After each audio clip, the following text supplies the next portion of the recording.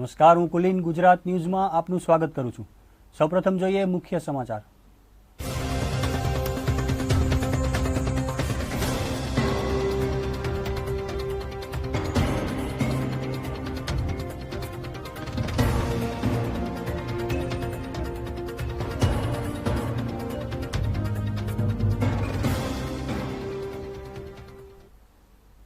ભાવનગરના મહુવા હાઈવે પર કોબડી નજીક કાર અને ટ્રક વચ્ચે એક અકસ્માત સર્જાયો છે, જેમાં 2 વ્યક્તિઓના મોત નીપજ્યા છે અને 5 વ્યક્તિ ગંભીર રીતે ઘાયલ થયા છે। ઈજાગ્રસ્તોને સારવાર અર્થે ભાવનગર સરટી હોસ્પિટલમાં ખસેડવામાં આવ્યા છે। ત્યારે આ વિશે વધુ વિગત લઈને જોડાઈ ચૂક્યા છે અમારા સંવાદદાતા કેતન સોની। જી કેતન, શું છે આ ઘટનાની સમગ્ર હકીકત? જી કુલીને ચોક્કસ જણાવી દઉં કે આજે અમદાવાદના એક પરિવારને ભાવનગર નજીક કોબડી પાસે એક અકસ્માત થયો છે। એક મોટી દુર્ઘટના કહી શકાય કે જેની અંદર અમદાવાદના કૃષ્ણનગરનો એક પરિવાર કે જે વેકેશનને લઈને હાલ ફરવા નીકળ્યો હતો, જેઓ અલંગ ફરવા માટે આવ્યા હતા અને અલંગથી પરત ફરતી વખતે કોબડી પાસેથી પસાર થઈ રહ્યા હતા, ત્યાં તેમની કાર અને એક ટ્રક વચ્ચે અકસ્માત સર્જાયો હતો। આ અકસ્માતની અંદર પિતા પુત્રીના ઘટના સ્થળે મોત નીપજ્યા છે, જ્યારે કારમાં રહેલ અન્ય 5 લોકોને ગંભીર ઇજાઓ થવા પામી છે। હાલ આ ઘાયલ તમામ લોકોને ભાવનગરની સરટી હોસ્પિટલમાં ખસેડવામાં આવ્યા છે।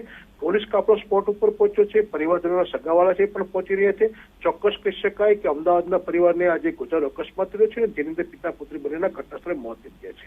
જી કુલીન, ધન્યવાદ કેતન સમગ્ર માહિતી બદલ।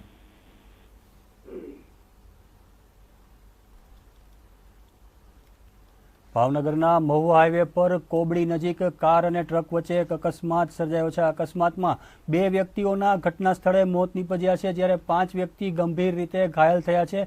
તમામ ઘાયલોને સારવાર અર્થે ભાવનગર સરટી હોસ્પિટલ ખાતે ખસેડવામાં આવ્યા છે।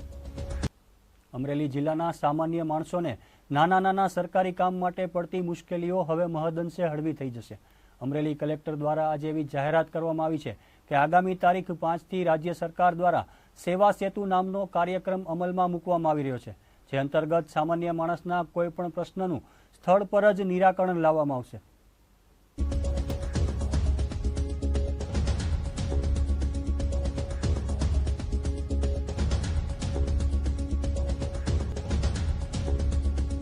લોકોનો પ્રશ્ન લોકોના આંગણે જ લોકોના ગામમાં જ નિકાલ થઈ શકે, એની માટે સેવા સેતુ પ્રોગ્રામ છે। આ સેવા સેતુ પ્રોગ્રામ અમરેલીમાં 5 તારીખથી ચાલુ થાય છે।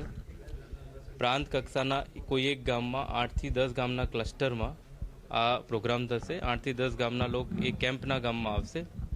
5 તારીખે જ અરજી લેવાશે, ત્યાં જ એનું અરજીનું પ્રોસેસ થશે અને ત્યાં જ લાભાર્થીને એનો હુકમ કે જે પણ એને આપવાપાત્ર લાભ હશે ત્યાં જ અપાશે।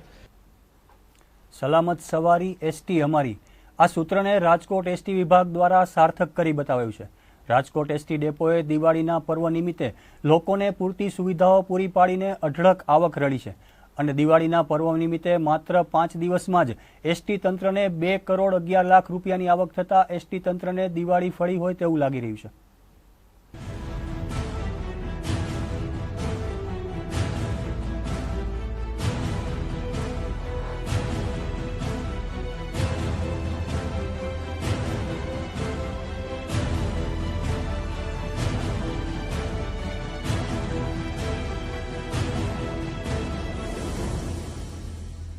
દિવાળી પર્વ નિમિત્તે લોકો ખૂબ સરળતાથી પોતાના મનપસંદ ફરવાલાયક સ્થળો સુધી પહોંચી શકે તે માટે ગુજરાત રાજ્ય પરિવહન વિભાગ દ્વારા ખૂબ સારી સુવિધા સાથેની એસટી બસો ફાળવવામાં આવી હતી। ખાસ દિવાળી પર્વને લઈને રાજકોટ એસટી બસ સ્ટેન્ડ ખાતેથી તમામ રૂટોની બસોમાં ભારે ધસારો જોવા મળ્યો હતો। દિવાળીને લઈને રાજકોટ એસટી બસ સ્ટેન્ડ ખાતેથી રવાના થયેલ તમામ બસોમાં ભારે ભીડ પણ જોવા મળી હતી। સાથોસાથ દિવાળીના માત્ર 5 જ દિવસોમાં એસટી તંત્રને 2 કરોડ 11 લાખ રૂપિયા જેટલી જંગી આવક પણ થઈ હતી। રાજકોટથી અમદાવાદ, મોરબી, ચોટીલા, જામનગર, ભાવનગર, જૂનાગઢ, વેરાવળ, ગીર સોમનાથ, અંબાજી, સુરેન્દ્રનગર સહિતના સ્થળો ઉપર એસટી બસો દોડાવવામાં આવી હતી। વિભાગમાં છેલ્લા 5 દિવસની અંદર 2 કરોડ 11 લાખ રૂપિયાની આવક વિભાગે પ્રાપ્ત કરેલ છે। ગઈકાલની વિભાગની 49 લાખ રૂપિયાની આવક પણ રાજકોટ વિભાગને પ્રાપ્ત થયેલ છે। રોજિંદા અમે 30 થી 35 ગાડીનું દરેક જગ્યાએથી એક્સ્ટ્રા સંચાલન હાથ ધરેલ છે વિભાગે। ખાસ કરીને રાજકોટ બસ સ્ટેશન ખાતેથી રાજકોટથી અમદાવાદ, રાજકોટથી સુરત, રાજકોટથી જામનગર, રાજકોટથી મોરબી, રાજકોટથી જૂનાગઢની વધારાની એક્સ્ટ્રા સંચાલન ટ્રાફિકને અનુલક્ષીને આયોજન કરેલ છે. રાજકોટ વિભાગની તમામ ટીમ અત્યારે CBS ઉપર પણ હાજર છે. અમારા depot manager Shri Varmolaji, ATS train in charge Shri, તમામ સુપરવાઇઝરો, જરૂરિયાત મુજબના સુપરવાઇઝરી સ્ટાફને રાજકોટ બસ સ્ટેશન ખાતે હાજર રાખી અને વધારાના ટ્રાફિકનું સંચાલન માટે અમે કાર્યવાહી હાથ ધરેલ છે. રાજકોટ શહેર સૌરાષ્ટ્રનું પાટનગર ગણાતું હોય અને લોકોને રાજકોટથી તમામ રૂટની બસ ઉપલબ્ધ હોવાથી દરેક લોકો રાજકોટથી જ બીજા સ્થળોએ જવાનું પસંદ કરતા હોય છે. ત્યારે રાજકોટ ST બસ સ્ટેન્ડ ખાતે આવતા મુસાફરોને જગ્યા આસાનીથી ઉપલબ્ધ થઈ શકે તે માટે ઓનલાઈન બુકિંગ સુવિધા પણ તંત્ર દ્વારા શરૂ કરવામાં આવી હતી. ઓનલાઈન બુકિંગ સુવિધા માટે ST બસ સ્ટેન્ડ ખાતે વધારાના કાઉન્ટર પણ શરૂ કરવામાં આવ્યા હતા અને લોકોએ પણ ઓનલાઈન બુકિંગ સુવિધાનો ભરપૂર લાભ ઉઠાવ્યો હતો. ખાસ કરીને આ તહેવારોના દિવસોમાં મુસાફર જનતાને સહેલાઈથી પોતાની સીટ રિઝર્વ થઈ શકે તે માટે ઓનલાઈન રિઝર્વેશન માટે પણ રાજકોટ CBS ઉપર 3 કાઉન્ટર ખોલી અને સતત ઓનલાઈન રિઝર્વેશનનું બુકિંગ ચાલુ રાખેલ છે.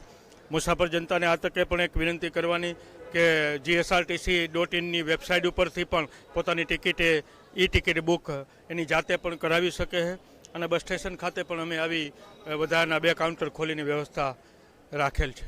પ્રથમ 5 દિવસોમાં જ ST તંત્રને 2 કરોડ 11 લાખ રૂપિયાની જંગી આવક થઈ હતી. આગામી રવિવાર સુધી હજુ પણ તહેવારોનો માહોલ હોય, હજુ આવક ધીમે ધીમે વધીને 3.25 કરોડ સુધી પહોંચશે તેવી આશા તંત્ર દ્વારા સેવાઈ રહી છે. આ ઉપરાંત આગામી દિવસોમાં જૂનાગઢની લીલી પરિક્રમા શરૂ થતી હોય, પરિક્રમાને લઈને પણ ST તંત્ર દ્વારા તમામ પ્રકારની તૈયારીઓ કરી લેવામાં આવી છે અને વધારાની બસો પણ જૂનાગઢ માટે ફાળવવામાં આવશે. લોકો આસાનીથી જૂનાગઢ સુધી પહોંચી શકે તેવા શુભ હેતુસર રાજકોટ ST વિભાગ દ્વારા અગમચેતીના પગલાં રૂપે જૂનાગઢ માટે ખાસ સુવિધા ઉપલબ્ધ કરાવવા તૈયારીઓ કરી લેવામાં આવી છે. હજુ અમે રવિવાર સુધીમાં એટલે કે 7મ સુધીમાં અમારું એક્સ્ટ્રાનું આયોજન છે. હજુ પણ રોજિંદી અમારી જે આવક છે એ આવક અમને 45 થી 48 લાખ રૂપિયા મળવાની અમને અંદાજ છે. આગામી દિવસોમાં ગિરનારની લીલી પરિક્રમા પણ 11 એટલે કે 11 તારીખથી શરૂ થનાર છે. એ માટે પણ આગામી 9 તારીખથી 11 તારીખ સુધી રાજકોટથી પરિક્રમાના મેળામાં જવા માટેના મુસાફરોનું પણ અમારે 50 ગાડીનું આયોજન સાથે સતત રાજકોટ જૂનાગઢ વચ્ચે અને એક્સ્ટ્રાનું સંચાલન અમે પ્લાનિંગ કરેલ છે.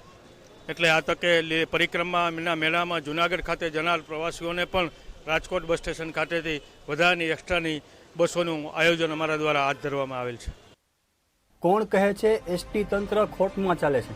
જુઓ રાજકોટ ST ડેપોની દિવાળી પર્વની આવક માત્ર 5 દિવસમાં 2 કરોડ 11 લાખની કમાણી કરીને રાજ્યની તિજોરીમાં આવકનો ધોધ વરસાવી દીધો છે અને હજુ પણ આવકમાં વધારો થાય તેવી શક્યતા STના ખડે પગે રહેલા અધિકારીઓ દ્વારા સેવાઈ રહી છે.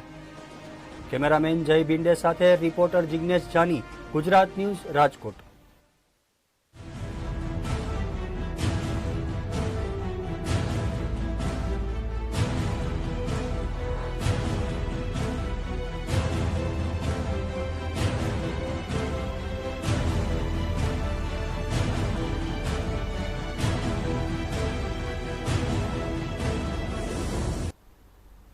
તો આ હતા અત્યાર સુધીના સમાચાર. વધુ સમાચાર માટે જોતા રહો ગુજરાત ન્યૂઝ.